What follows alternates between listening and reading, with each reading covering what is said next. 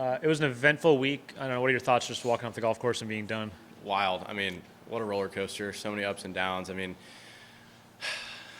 pretty darn content with what happened out there. Yesterday I had a tough start, but fought back and missed a few putts coming down the stretch, but gave myself a chance. It was only 4 back going into today. The leaderboard was jam-packed and knew a good round would go a long way in some tough conditions. And I'm just so proud of the way that I fought and battled out there. It gives me a lot of confidence moving forward and leaves a great taste in my mouth going into the offseason. It's a young pro career, but you've been around for a while. Where's this round rank as far as your career with importance and just rounds, playing good rounds under pressure?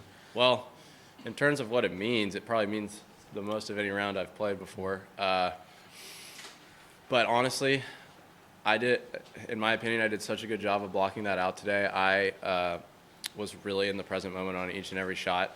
For whatever reason, I was less nervous today than I have been in a very long time, and I think I'm just slowly starting to get more comfortable out there. And I'm excited for what's next.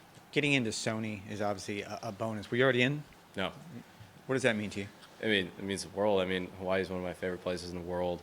I didn't know what my next event would be. Could have easily been a Corn Ferry Monday qualifier. So to have a start on the PGA Tour early in the 2023 season, it means a lot. And I've heard a lot of great things about that golf course. I love old architecture, and so I'm excited to get down there and tee it up and maybe go to the beach a little bit. Did you peek at the leaderboard coming down the stretch late just to get a look? I looked about every hole, every leaderboard I could find. I was paying attention.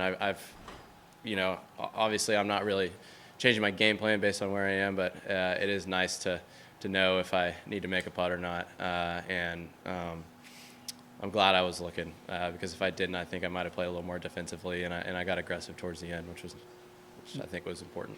You've had success on the Corn Ferry Tour, but is there any amount of relief being able to do this based on what you've done on the PGA Tour? There's no question. I mean, I was fortunate enough to have success in amateur golf and a little bit on the Corn Ferry, but before, I guess, last week, I'd only ever made one cut in a PGA Tour sanctioned event, and to do it now it's something that I'm not going to forget because it's big for me moving forward in terms of confidence, and it had taken a while to get there, to get comfortable enough to be able to trust myself on the biggest stage, and but I think I do now, and actually I know I do because I proved it to myself today under a lot of pressure. How many starts were you looking at for the KFT for this upcoming season with a T59, I think? I honestly couldn't tell you. I think it just depends on who jumps back from the PGA Tour and is playing in the given event. I think maybe 2 or 3, and then write some letters for sponsors exemptions and just see where that takes me. But yeah, I'm not quite sure what that holds. Was there anything from kind of how you felt down the stretch at Q School that you were able to apply this week? I think so. I was behind the 8 ball at Q School. I think I was even or 1 over par. Yeah, I was even par with like 6 holes left and needed to get to like 4 under, I think. And I made a couple birdies, and then Bobby, my caddy, was like, "I need you to hit the best 3-wood of your life here," and I hit the best 3-wood I've ever hit. And so I just I got in that rhythm of making birdies toward the end of a round, and versus taking my foot off the pedal, and I kept that same mentality the last couple weeks. How did you keep from not like getting down on yourself after kind of falling a couple shots short there?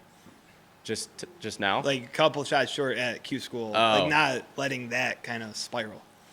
I think it's because I knew I was playing well. I was hitting the ball just the way I wanted to, and a couple of putts drop here and there, and I'm looking at a completely different schedule. That's the crazy thing about Q School. It's 1 week, and sometimes it's just not your time, and that was the deal with me. But I really just try to stay positive. I'd had some tough finishes this summer, and I kept taking punches, and I figured at some point maybe I could throw a punch back, and I think that happened today.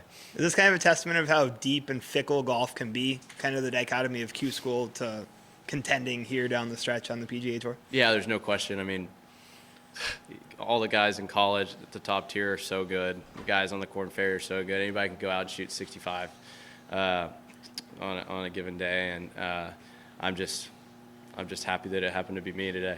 I know you said last Friday you had an inkling you'd get in here. When did you know for sure that you were in?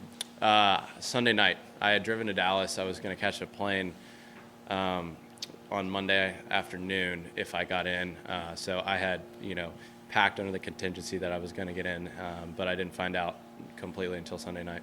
Did you have, I guess Houston was cold, but did you have enough cold weather gear? I did. Okay. Houston was a wake-up call for me. So I packed everything I had, and then actually Peter Millar sent me some sweaters that I needed big time. So thankful for them. What's your plan the next few weeks? Any downtime or? Yes, I'm going to hide my clubs for about a week. Going to Shreveport, Louisiana to be with some family this week for Thanksgiving, and then I'll play a few fun things this December, not competitively or anything, but I'm looking forward to a little time off. Cool. Awesome. Good. Thank Thanks, you. guys. Thanks, Yeah. Cole. Y'all have a good one. You too.